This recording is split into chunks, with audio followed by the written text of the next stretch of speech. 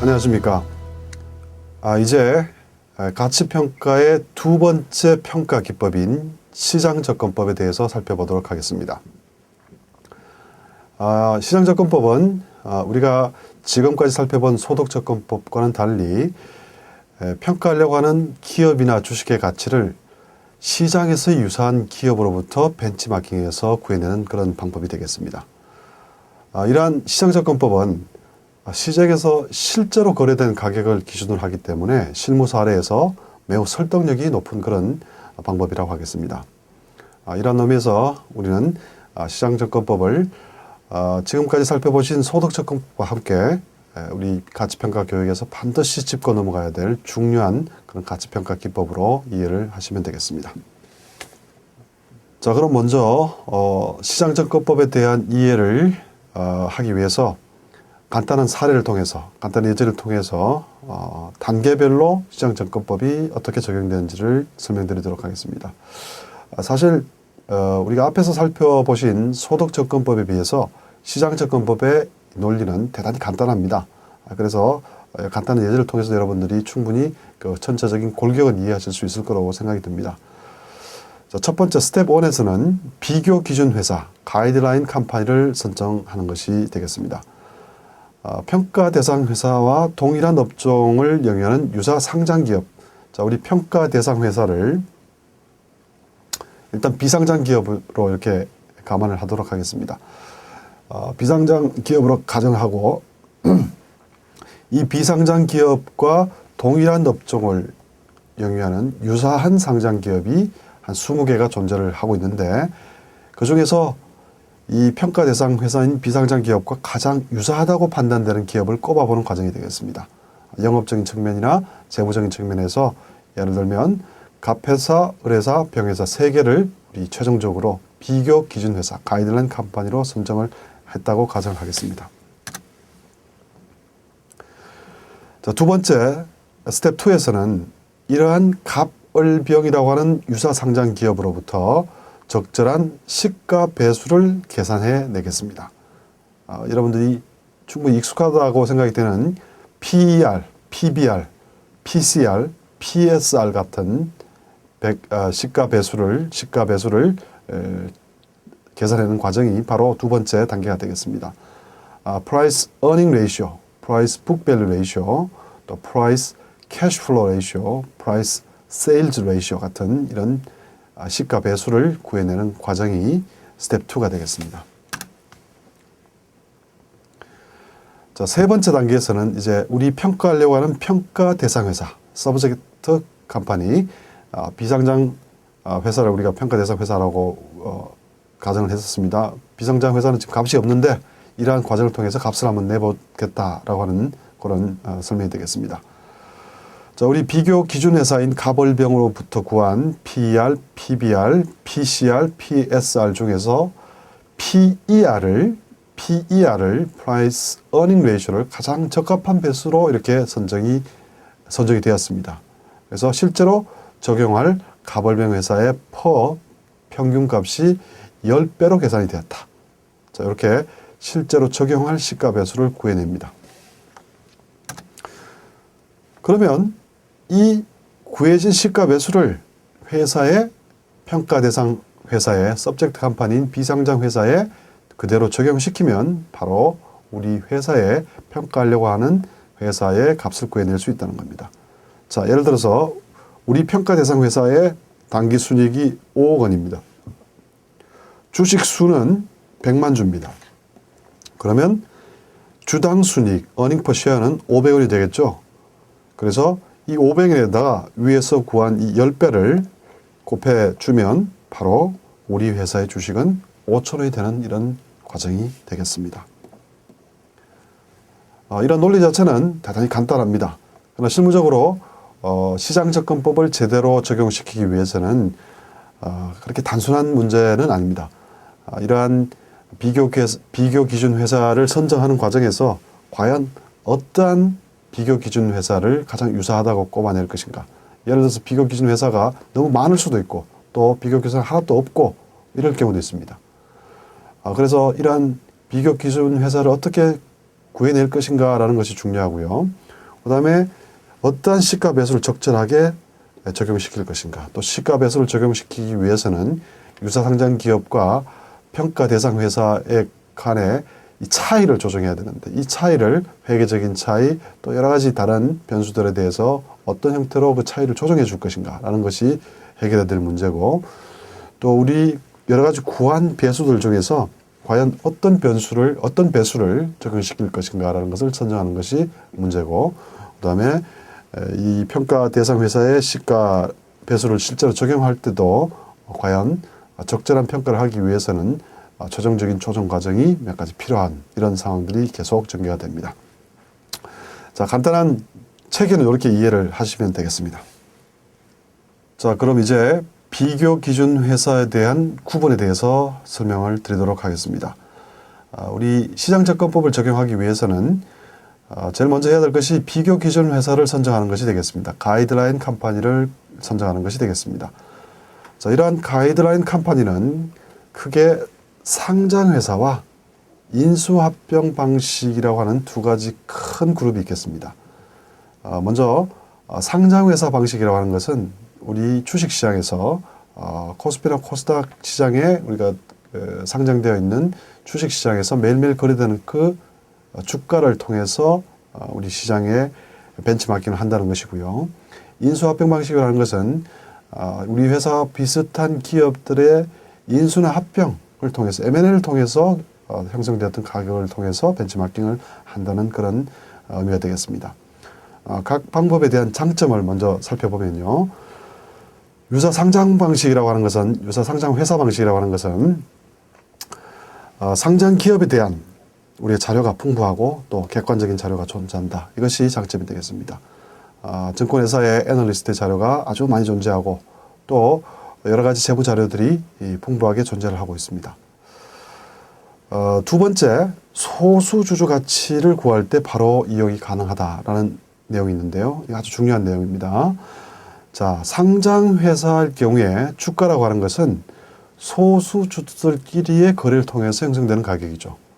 우리 주식이 몇 주씩 이렇게 몇 프로 안 되는 그런 작은 주식들이 거래되면서 주가가 왔다 갔다 합니다. 그래서 그 소수주주들끼리의 거래를 통해서 구해지는 값이므로, 예를 들어서 우리 회사 서브젝트 컴퍼니 평가하려고 하는 이 평가 대상 회사가 주식을 예를 들어서 한 10% 정도, 10% 이내로 이렇게 매매를 하려고 할 때 그 값을 구한다. 그러면 우리가 타겟 밸류는 바로 소수주주의 가치를 구해야 된다는 거죠. 이때는 상장회사 자체에서 구해지고 있는 주가가 소수주주 가치를 반영하는 것이므로 바로 이용이 가능하다는 겁니다. 자, 반면에 유사 인수합병 방식은 먼저 이 지배주주 가치라는 것을 방금 설명드린 것과 연동시켜서 말씀드리면, 자, 이제 우리는 평가하려고 하는 서브젝트 컴퍼니, 이 평가 대상 회사가 M&A를 하려고 합니다. 그래서 지배주주의 가치를 구해야 됩니다. 이것이 타겟 밸류입니다. 따라서 우리가 근거로 하고 있는 기준값, 베이스 밸류도 만약에 인수합병 방식에서 구할 수 있는 값이 있다면 그것이 지배주주의 가치를 반영하는 것이므로 바로 이용이 가능하다는 겁니다. 자, 이러한 소수주주 가치와 지배주주의 가치는 바로 경영권 프리미엄이 붙어 있느냐, 그렇지 않느냐의 차이가 되겠습니다. 자, 우리 통일한 회사의 주식이라 하더라도요, 1%, 2% 주식이 예를 들어서 주식 가격이 1,000원이라고 치면 이것이 50% 이상 돼서 지배권이 넘어가는, 경영권이 넘어가는 상황이 되면은 그 1,000원짜리가 경영권 프리미엄이 붙어서 보통 한 20%, 30% 정도의 얘기를 하고 있는데요. 예를 들어서 1,000원이 1,200원, 1,300원이 된다는 겁니다. 소수주주에서 거래되는 이 주식은 경영권이 없기 때문에 그렇게 중요하지 않지만, 예를 들어서 이 주식이 50% 이상 넘어가가지고 경영권이 넘어가는 상황이다. 100% 될 수도 있고, 간혹은 50% 이하가 되더라도 가능할 경우가 있죠. 주식이 잘 디버시파이드가 돼서 이렇게 분산이 잘 되어 있다면 가능할 수도 있지만, 보통 이제 50% 이상이 이 경영권이 넘어간다고 봤을 때, 이때는 우리가 소수 주주에서 1,000원이라는 가치가 1,200원, 1,300원의 가격으로 이렇게 거래가 된다라는 겁니다. 한 가지 더 인수합병에서의 장점은 유사 인수합병 사례가 존재할 때는 바로 직접적인 비교가 가능하다는 겁니다. 우리가 인수합병을 하려고 하는데 굳이 상장회사에서 찾을 필요가 없고 바로 인수합병 사례가 있으면 이것을 직접적으로 적용시킬 때 훨씬 더 설득력이 있다는 겁니다. 자, 반면에 또 역시 단점이 존재합니다. 먼저 유사 상장회사 방식을 보면은 주식시장 자체가 왜곡이 될 수 있죠. 주가가 왔다 갔다 할 수 있기 때문에 그거에 따라서 왜곡이 될 수 있다라는 단점이 있고요. 또 유사 상장회사를 선정한다는 토픽이 있는데 이게 과연 어떠한 형태까지가 우리가 유사 상장 기업으로 볼 것이며 또 이러한 유사 상장 기업 자체가 실제로 구해내기 힘든 그런 경우도 있습니다. 그래서 이 객관적으로 유사 상장 기업을 선정해야 되는 것이 용이한 작업은 아니다. 자, 그 다음에 지배주주 가치로 전환할 경우에 지배 지분 할증을 해야 됩니다. 자, 이것은 아까 유사 인수합병 방식의 장점이 그대로 뒤집어져서 단점이 되는 거죠.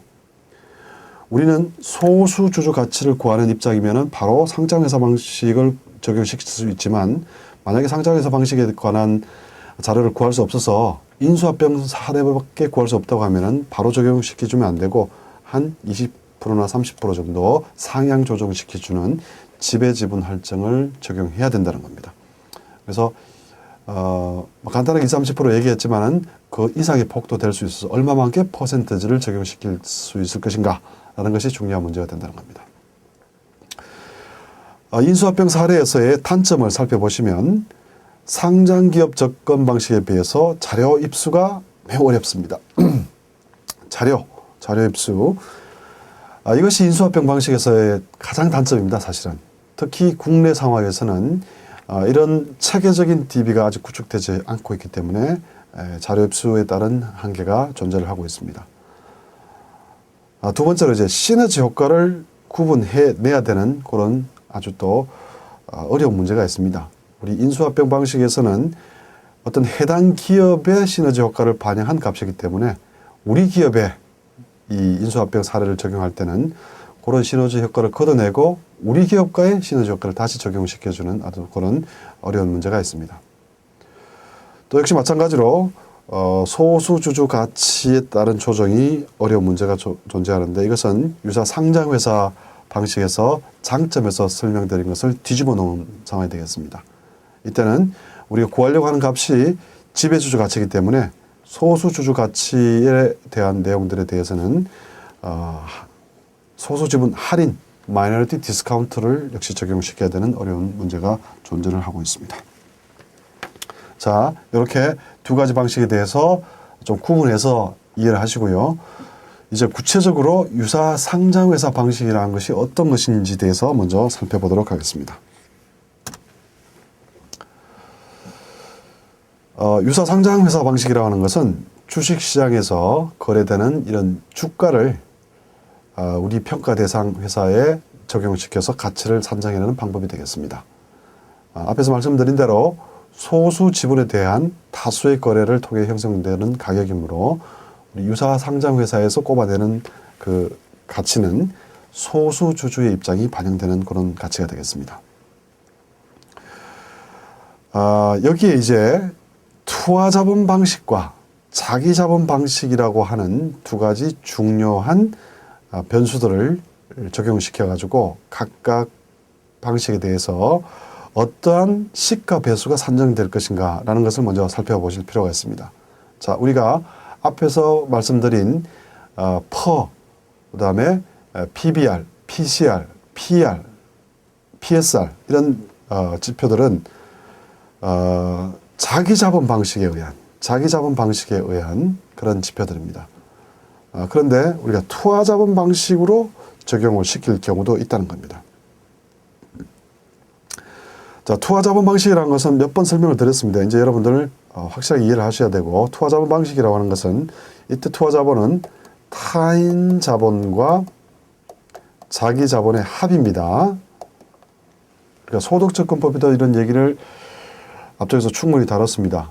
자, 리뷰하는 의미에서 한번 상기를 해보시면 투하자본 방식에서는 소득접근법에서 우리 소득 흐름을 투하자본 소득 흐름으로 순현금 흐름으로 추정을 했었죠. Net Cash Flow to Invested Capital 혹은 Free Cash Flow to Firm FCF라고 하는 형태로 추정하고 여기에 할인율은 가중평균 자본비용, 타인 자본비용과 자기 자본비용을 가중평균 자본비용을 적용시켰고 그 결과값으로 나오는 것은 기업가치였다. 이렇게 소득접근법에서 설명을 드렸습니다. 자, 지금은 소득접근법의 내용을 리뷰를 간단히 하고 있는 내용입니다.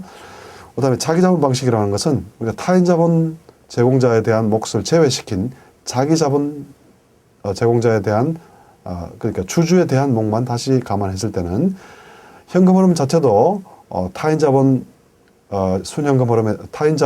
대한 순현금 흐름을 제외시킨 자기 자본 순현금 흐름, Net Cash Flow to Equity에 대한 내용들을 산정하셔야 되고 또 그것을 자기 자본 비용으로만 할인을 해서 궁극적으로 나오는 값은 주식 가치가 바로 형성이 되는 그런 내용을 우리가 앞쪽 소득접근법, 인컴 어프로치에서 말씀을 드렸습니다. 자, 이러한 내용이 현재 지금 우리가 공부하고 있는 시장접근법에도 똑같이 동일하게 적용이 될 수 있습니다. 투하자본 방식을 통해서 기업 가치를 구해내는 그런 과정을 거쳐서 물론 이제 주식 가치를 구해내려고 하면은 차입부채를 뺍니다. 그런 방식을 거칠 것인지 아니면 직접적으로 주식 가치를 바로 산정해내는 자기 자본 방식으로 접근할 것인지에 따라서 이러한 시가 배수들이 여러 가지로 달라지게 되는 것입니다. 자, 먼저 여기 여러 가지 약자들로 써놨기 때문에 약자들에 대한 내용부터 먼저 한번 살펴보도록 하겠습니다. MVIC, Market Value of Invested Capital, MVIC. 자, 그래서 Invested Capital의 시가가 되겠습니다. Invested Capital의 시가. Invested Capital, 투하 자본은 뭐라고 그랬습니까? 투하 자본은 우리가 여기가 타인 자본, 여기가 자기 자본이라고 하면 두 개를 합친 자본 구성을 합친 전체가 투하 자본이라고 얘기를 했습니다. 자, 그래서 이 전체의 시가가 되겠습니다. 상장 기업 방식을 통한다고 하면은 자본의 시가는 당연히 시가총액이 될 것이고요. 마켓 캐피탈라이제이션이 될 것이고 타인 자본의 시가는 장부가액과 유사하다. 그래서 이 두 가지를 합친 것이 바로 투하 자본이다. 이렇게 생각하시면 되겠습니다. 그 다음에 마켓 밸류 오브 이퀴티, 자기 자본의 시장 가치, 바로 상장회사 같은 경우에는 시가총액이 되겠습니다. 시가총액. 그 다음에 EBIT, 이것은 몇 번 말씀드렸습니다. Earning before interest and taxes, 이자 비용과 법인세를 차감하기 이전의 값. 그 다음에 EBITDA라고 하는 것은 EBIT에다가 depreciation and amortization, 우리가 비현금 비용으로 EBIT을 계산하는 과정에서 빼줬기 때문에 다시 추가로 가산해서 돈돈시켜버려서 현금주의 영업비용, 영업이익을 만들어낸 EBIT을 만들어내는 그런 지표가 되겠습니다. 그 다음에 EAT, Earning After Taxes, 당연히 당기 수익을 의미하는 것이 되겠습니다.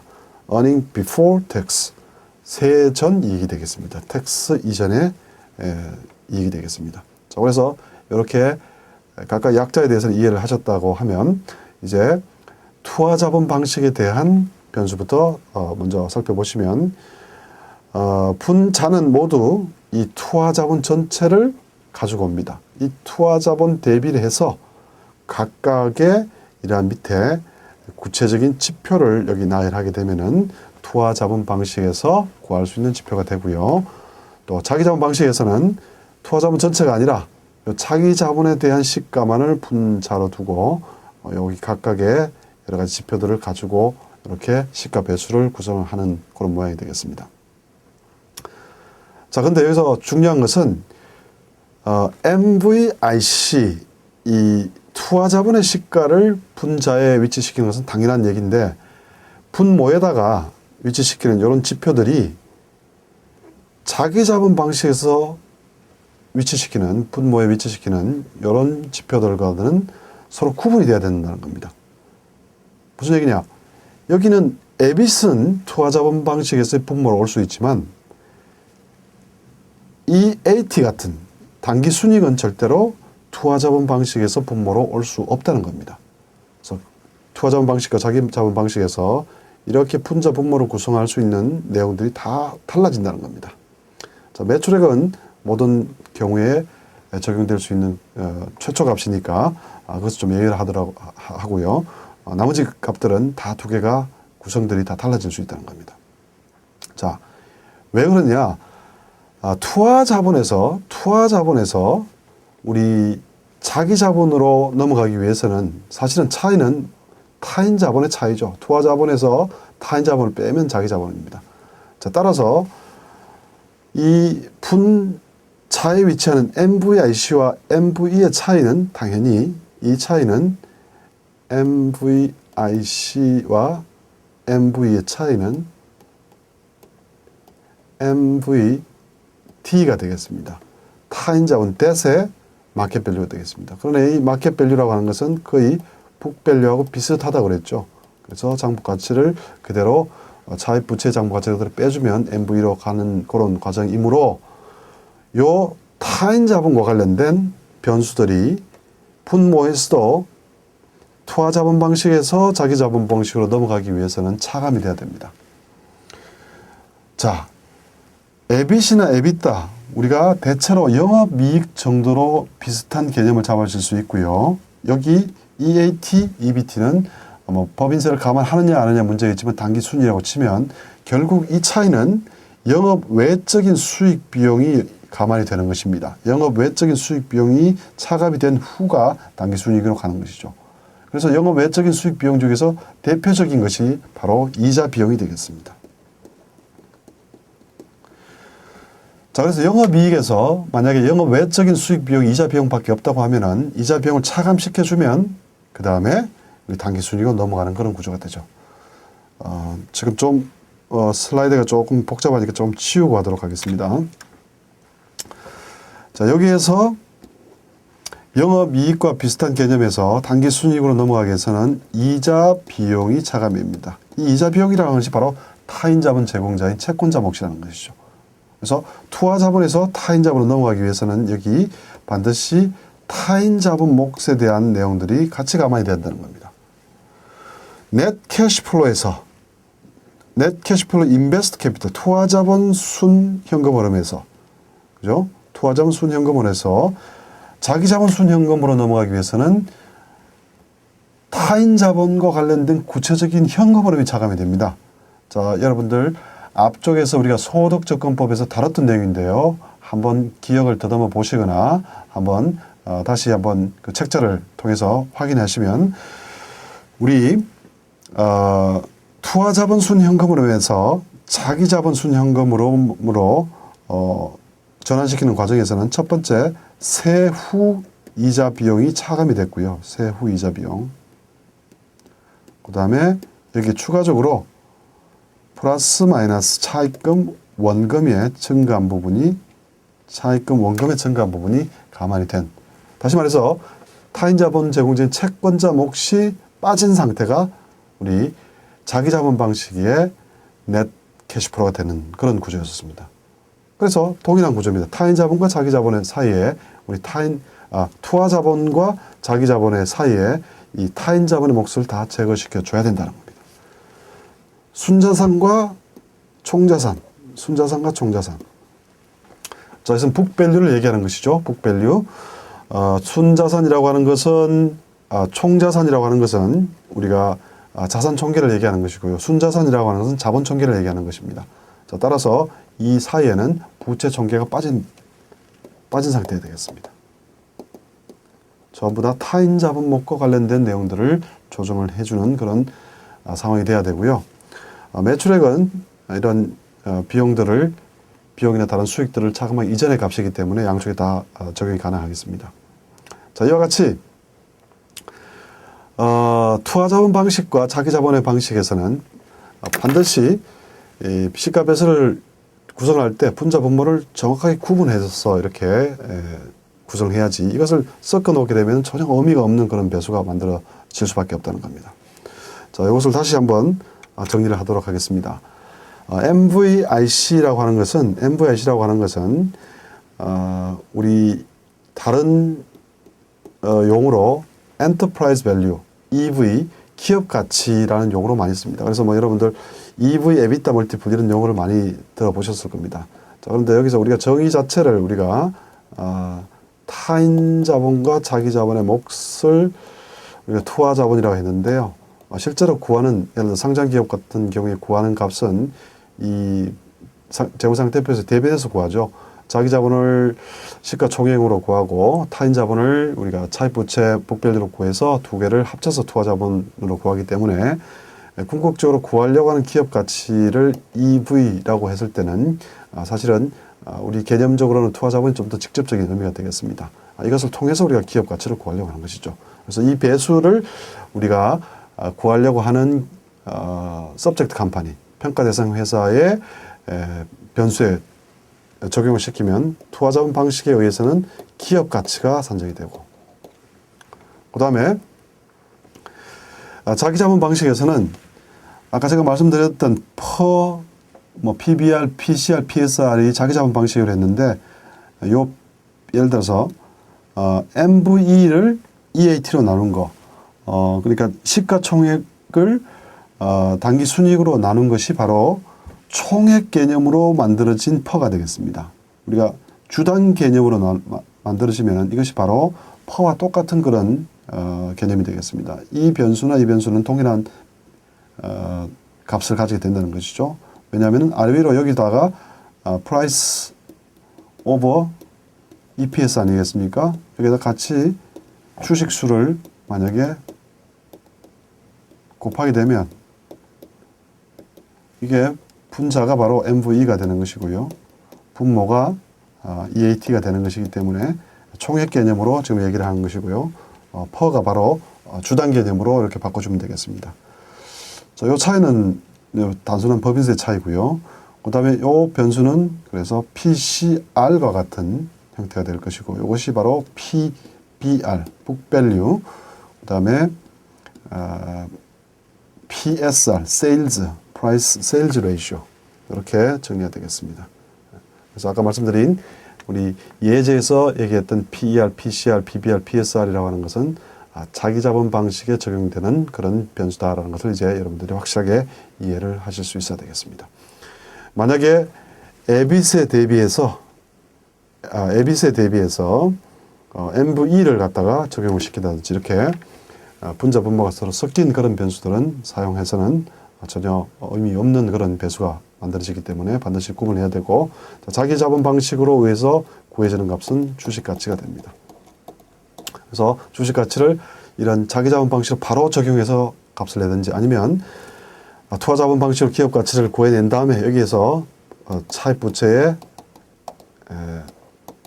장부가액을 차감을 해서 주식 가치를 구해내는 이런 2단계로 접근하시든지 이렇게 선택을 하셔야 된다는 겁니다. 자, 다음으로 이제 유사 기업을 선정할 때 우리가 고려해야 될 몇 가지 포인트에 대해서 말씀을 드리겠습니다. 자, 앞쪽에서 유사 기업을 선정을 한다라는 말씀을 드렸지만, 구체적으로 어떤 형태의 과정을 거쳐서 유사 기업이 선정되는지에 대해서는 말씀을 드리지 않았는데, 지금부터 여기 말씀드리는 한 6가지 정도의 내용들을 통해서 이렇게 유사 기업을 선정하게 된다는 겁니다. 제일 먼저 우리가 살펴봐야 될 것이 사업 동질성 테스트가 되겠습니다. 우리가 평가하는 서브젝트 컴퍼니와 또 비교 기준 회사인 가이드라인 컴퍼니의 사업이 동일한 그런 구성이 돼야 됩니다.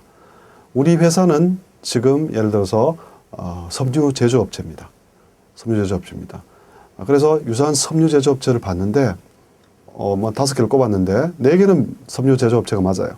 근데 5번째 업체는 섬유 제조업에 해당하는 그런 세일즈 브레이크다운을 해보니까 그 전체 매출의 구성에서 그것이 한 10%밖에 안 되고 나머지 90%는 다른 사업을 하고 있더란 말이죠. 의류 판매도 하고 있고 또 그것과는 뭐 전혀 상관없는 IT 업종이 한 30% 이상 된다. 이렇게 되면은 이것은 우리 회사의 유사 기업으로 볼 수 없다는 겁니다. 그래서 구체적인 우리 세일즈 브레이크다운을 통해서 매출이 우리 회사의 매출과 유사한 업종, 유사한 사업을 하고 있는 것인지를 먼저 테스트하는 것이 가장 중요하겠습니다. 자, 그 다음으로 규모 테스트 혹은 성장률 테스트 단계가 있습니다. 규모 테스트, 성장률 테스트는 그 다음 단계로 오는 걸로 보시기 때문에 어떤 것을 더 먼저 실시할 것이냐에 대해서는 별 의미가 없고요. 규모 테스트라고 하는 것은 자, 우리 회사와 아주 매출액 규모로 예를 들면 매출액 규모가 엄청나게 차이 나가지고 우리 회사 같은 경우에는 지금 한 10억대, 20억대 정도의 매출입니다. 그런데 1,000억 넘어가는 회사의 상장 기업을 통해서 우리 비교를 한다든지라고 하면 여러 가지 비용의 구성 측면이라든지 영업의 구조라든지 이런 것이 달라질 수 있기 때문에 이런 차이를 극복하기 힘들고요. 또 성장률 테스트라고 하는 항목은 자, 우리 회사는 지금 꾸준히 한 10%씩 매년 매출이 증가하고 있는 이런 상태입니다. 그래서 유사한 상장 기업들을 갖다가 이제 꼽아서 테스트를 하려고 하니까 대체로 비슷해요. 10% 내외로 이렇게 증가를 하는데 어떤 한 기업은 거의 한 5%, 10%씩 계속 한 5년 동안 계속 매출이 감소하고 있는 이런 기업이 있다는 것이죠. 그럴 경우에는 같이 비교할 경우에 아무래도 이런 하향 추세에 있는 기업들의 주가가 제대로 주식시장에서 반영될 수 없을 것이고요. 따라서 시장접근법을 활용한다 하더라도 적절한 유사 기업으로 선정하는 데는 무리가 있다는 겁니다. 자, 그 다음으로 이제 영업 테스트, 영업 유사성 테스트와 재무 유사성 테스트가 있는데 이것도 우리가 어떤 순서를 통해서 확인해야 될 것이냐라는 것은 중요한 문제가 아니고 그 다음 단계로 보시면 되는데 만약에 사업 동질성 테스트를 통해서 예를 들어서 수백 개 되는 기업들 중에서 이렇게 추려내서 규모 테스트나 성장률 테스트를 통해서 구했는데도 역시 수십 개 되는 이런 유사 기업이 존재를 해서 이것이 너무 많단 말이죠. 또 여전히 많단 말이죠. 자, 이때는 영업 유사성 테스트나 재무 유사성 테스트를 통해서 우리 회사와 비슷한 유사 기업을 좀 더 추려내야 된다는 그런 측면이고 영업 유사성 테스트에서는 예를 들면 시장 점유율을 본다든지 어떤 회사에서의 경쟁 관계, 시장 형태가 우리가 과점 형태인가, 아니면 독점적 경쟁 형태인가, 우리가 좀 선도 기업인가, 그렇지 않은가 이런 테스트. 그다음에 판매처, 구매처와의 어떤 관계라든지 이런 것들도 고려해 보실 수 있는 항목이 될 것이고요. 재무 유사성 테스트라는 것은 대체로 이제 재무 비율 분석을 통해서 영업 이익률이 비슷할 것인가, 또 부채 비율 같은 안정성 지표들이 괜찮을 이렇게 서로 유사성이 있는지 이런 테스트를 통해서 우리가 또 추려내고 또 그래도 많다고 하면은 마지막으로 기타의 테스트인데 이때는 예를 들면 회사의 업력 지금 우리 회사는 한 5년 정도밖에 안 됐고 유사 상장 기업들 중에서는 수십 년이 된 그런 기업들이 있다라고 했을 때는 제외를 시킨다든지 이런 내용이고 또 좀 질적인 요소이긴 하지만 대표이사에 대한 어떤 경영진에서의 어떤 비교, 이런 조직 인사 차원에서의 비교 이런 것들도 가능할 수는 있겠습니다. 그리고 또 한 가지 중요한 것은 상장 기업에 대한 이런 선정 과정에서는 반드시 주식 거래량을 한번 체크해 보셔야 됩니다. 기타 주요 항목에서 거래량이 충분하지 못해서 시가가 제대로 된 가치를 반영 못하고 있는 상황이 아닌가, 그런 기업은 좀 제외를 시키는 것이 기본적으로 필요하겠습니다. 자, 이제 재무 분석과 차이 조정 부분이 되겠습니다. 유사 상장 기업을 혹은 유사 인수합병 기업을 골라냈습니다. 우리 지금 상황에서 이제 유사 상장 기업이 유주가 되겠죠. 이런 유사 상장 기업들 중에서 재무 분석과 그다음에 여러 가지 영업적인 측면 이런 부분들이 다 회계적인 측면 이런 부분들이 고려를 해서 우리 서브젝트 컴퍼니와 가이드라인 컴퍼니의 사이를 조정해 줘야 됩니다. 몇 가지 토픽이 있는데 첫 번째가 비영업용 자산 부채를 처리해야 되고 이와 관련된 수입 비용도 일괄적으로 조정할 필요가 있습니다. 비영업용 자산은 우리가 소득접근법에서도 기억을 더듬어 보시면 자, 영업 가치를 다 구하고 나서 최종적인 단계에서 비영업용 자산을 추가적으로 이렇게 감안했습니다. 이러한 논리가 시장접근법에도 당연히 같이 적용이 돼야지 적절한 가치평가 결과를 구해낼 수 있습니다. 자, 두 번째는 이제 비경상적인 항목이 되겠습니다. 우리가 이제 특별이익, 특별손실이라고 하는 내용들은 회계 기준 자체에서 없어져 버렸지만은 우리 경상적으로 일어나는 항목과 또 비경상적인 항목에 대해서 이러한 구분을 통해서 비경상적인 항목 같은 경우에는 미래에도 발생하지 않을 것이고 또 현재 지금 배수를 만들어내는 경우에도 적절하지 못한 경우가 있기 때문에 이런 부분들에 대해서는 좀 고려를 해서 조정을 해야 된다. 이런 측면이고요. 또 회계 처리 방식, 재고자산, 선입선출법, 후입선출법에 따른 어떤 회계적인 차이, 그 다음에 감가상각법, 감가상각 방식, 정액법, 정률법 같은 이런 감가상각 방식에 따른 어떤 차이, 또 뭐 운영리스와 금융리스의 조정이라든지 이런 것들이 필요하고요. 그 다음에 특히 이제 우리 국제 간의 우리 회계 기준, 뭐 요즘 이제 IFRS를 통해서 회계 기준이 국제적으로 통일이 되는 과정이 있지만은 역시 아직까지는 그런 차이가 존재한다고 봤을 때 국가 간의 이런 회계 기준 자체가 달라서 국제적인 비교를 해서 크로스보드 딜을 할 때는 이런 조정들이 반드시 필요하게 되겠습니다. 자, 그래서 이런 내용들 중에서 비영업용 순자산, 재고자산, 감가상각, 운용리수와 금융리수에 대해서는 좀 더 구체적인 예제를 통해서 한번 살펴보도록 하겠습니다. 이제 차이 조정의 사례에서 첫 번째가 비영업용 순자산에 대한 내용이 되겠습니다. 자, 사례를 보시면 먼저 다음과 같은 4개의 상장회사 비교 기준 가이드라인 컴퍼니를 ABCD 컴퍼니를 꼽아냈습니다. 여기를 통해서 MVIC, Market Value of Invested Capital, 투하 자본의 시장 가치가 되겠습니다. 투하 자본의 시장 가치를 먼저 꼽아내고 이것을 MVIC를 EBITDA로 나눈 시가 배수를 이제 계산을 했습니다. 자, 이때 비영업용 순자산을 고려하기 전에 배수하고 또 비영업용 순자산을 고려한 후의 배수는 다른 값을 가지게 된다는 겁니다. 자, 우리 시트에서 보시면 각각의 EBIT과 MVIC를 골라냈고, 자, 그래서 우리 중간값으로 보면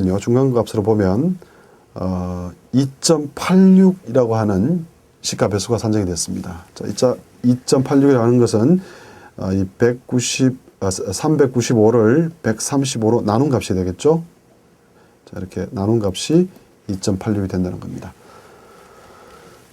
그런데 비영업용 순자산이 존재를 합니다. 비영업용 순자산이 존재를 합니다. 그러면 이 비영업용 순자산을 제외한 나머지 MVIC는 즉 395에서 35를 차감한 348만이 수정 후의 MVIC라는 겁니다. 그러면 당연히 이 배수도 달라집니다. 그죠?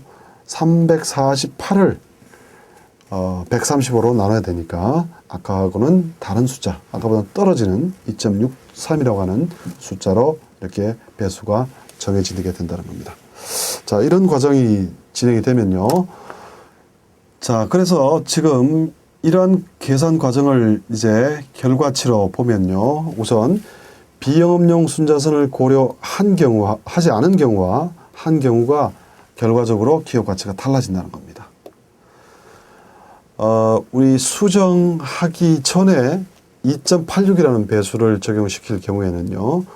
평가 대상 회사의 에비타가 110이라고 하면 영업가치 비영업용 순자산 가치라는 과정을 거치지 않고 바로 이 곱해서 두 개를 곱해서 이 값으로 이렇게 값이 나와버리지만 비영업용 순자를 고려하게 되면은 먼저 에빗을 통해서 구한 값이 영업가치로 되는 것이죠. 영업가치로 구하고 나서 우리 비영업용 순자산 따로 구했으니까 여기에다가 289에다가 20을 별도로 더하면 309라고 하는 값이 나오는 것이 보다 정확한 값이 된다는 겁니다. 비영업 순자를 감안하지 않은 상태가 되니까.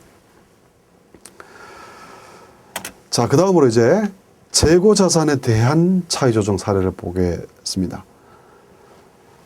우리 비교 기준 회사 가이드라인 컴퍼니 같은 경우에는 전부 선입선출법, 파이포를 사용했습니다. 그런데 평가 대상 회사, 우리 서브젝트 컴퍼니 같은 경우에는 법인세 이연 목적으로 해서 후입 선출법을 적용한 사례가 발생했습니다. 자, 국내 현실 같은 경우에는 후입 선출법을 이렇게 자의적으로 선정할 수 있는 경우가 상당히 좀 드물겠습니다. 드물겠습니다. 자, 그러나 이것이 예를 들어서 국제 간의 기준이라든지 국제 간의 평가를 해서 해외 기업을 비교를 한다든지 하면 이런 선입선출법, 또 평균법에서도 총평균법, 이동평균법이 있지 않습니까? 또 후입선출법 같은 내용들이 얼마든지 다른 내용들이 나타날 수 있고요. 이때는 이러한 재고자산에 대한 평가 방식의 차이점 때문에 결국 매출 원가가 영향을 받고, 그 매출 원가 영향을 받아서 우리가 구하려는 EBIT나 EBITDA, 또 뭐 당기순이익 이런 데 영향을 받을 수 있으니까 이런 내용들은 같이 조정을 해줘야 된다는 겁니다. 자, 먼저 사례를 보시면 그러면요. 우선 기초 수량이 100개, 단가가 10이므로 금액이 1000이 됐습니다. 매입은 역시 500개가 됐고 단가가 10이면 6000이 되는 그런 상황이 되고요.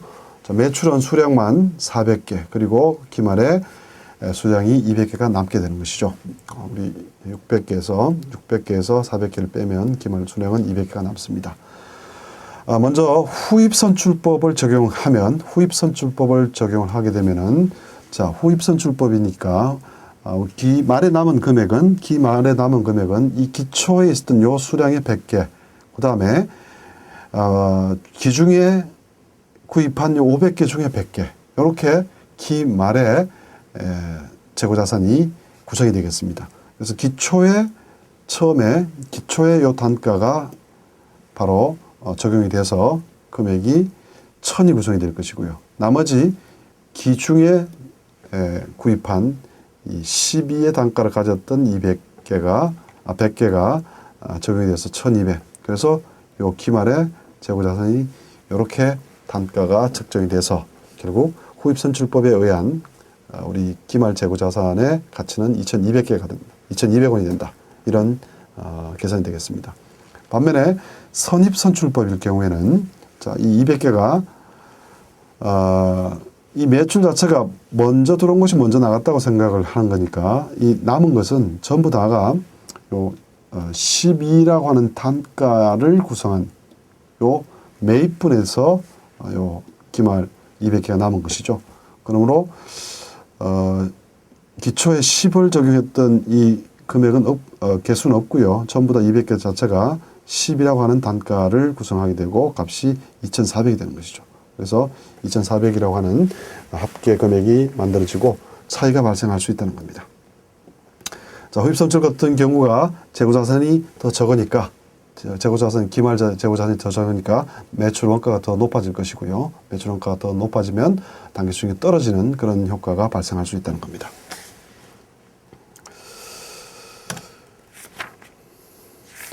자, 그 다음에 이제 감가상각을 보시겠습니다. 감가상각. 역시 정률법, 정액법이라는 차이고요. 비교 기준 회사는 정률법을 적용했어요. 그런데 평가 대상 회사, 우리 평가하려고 평가 대상 정액법을 적용했습니다. 자, 이것도 마찬가지입니다. 우리 국내적 현실에서는 세법에 따라 가지고 예를 들면은 우리 건물 같은 경우, 건축물 같은 경우에는 보통 정액법을 신고하지 않으면 정액법을 기준으로 적용시키고 나머지 그 이외의 기회장치 같은 것들은 정률법을 지키는 이런 방식으로 많이 적용하고 있어서 차이 조정이나 좀 의미가 없을 수 있지만 국제적인 비교라든지, 그래서 크로스보더 딜을 하기 위한 어떤 과정에서 우리가 시장접근법을 쓴다라고 했을 때는 이런 내용들이 얼마든지 또 발생할 수 있는 그런 상황이 되겠습니다. 자, 그래서 우리가 취득가액을 3,000으로 보고요. 내용 연수를 3년으로 보고 그다음에 잔존 가치를 300으로 했을 때 두 가지 방법에 따른 차이를 살펴보시면 정액법 같은 경우에는 매년 계상되는 감가상각비가 900이 되겠습니다. 취득가액 3,000에서 잔존가액 300을 뺀 2,700을 3년으로 나눠주니까 900이 매년 계상되는 과정 결과가 되겠습니다. 반면 정률법이 됐을 경우에는 300이라고 하는 것이 매년 일정한 비율을 적용시켜야 되고, 우리 비율은 이런 공식을 통해서 구해지면 0.54%가 되는 것이고요. 0.54가 되는 것이고요. 따라서 각각 연도의 감가상각비는 300에 3,000에 대해서 감가상각비가 1,608이 적용이 되는 것이고요. 1,608. 자, 0.54를 곱했다는 얘기죠. 그 다음에 2000년도에 대해서는 이 1392라고 하는 나머지 장부가액에 다시 0.54를 곱해서 746이 되는 것이고요. 그 다음에 3000년도에는 3기 말에는 646이라고 하는 장부가액에서 역시 0.54를 곱해서